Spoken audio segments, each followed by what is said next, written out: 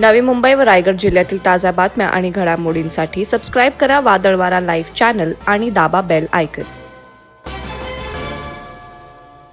JNPA Palaspe मार्गावर MTHL interchange खाली एक कच्च्या मालाची वाहतूक करणारा कंटेनर टँकर पलटी झाल्यामुळे या रस्त्यावर सर्वत्र टँकरमधील द्रव्य पसरलं होतं. शिवडी नावा सिलिंगच्या प्रवेशद्वाराजवळ चिर्ले गावाच्या रस्त्यावर हे द्रव्य सांडल्याने अपघाताचा धोका लक्षात घेऊन काही काळ वाहतूक बंद ठेवण्यात आली होती.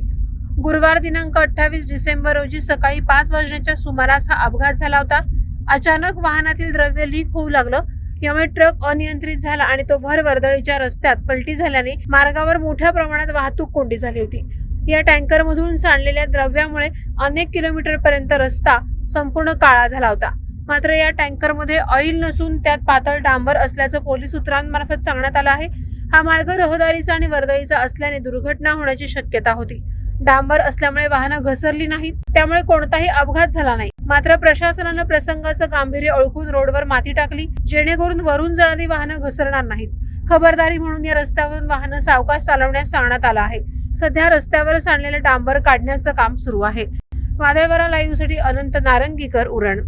नवी मुंबई व रायगड जिल्ह्यातील ताज्या बातम्या आणि घडामोडींसाठी सबस्क्राईब करा वादळवारा लाईव्ह चॅनल आणि दाबा बेल आयकॉन.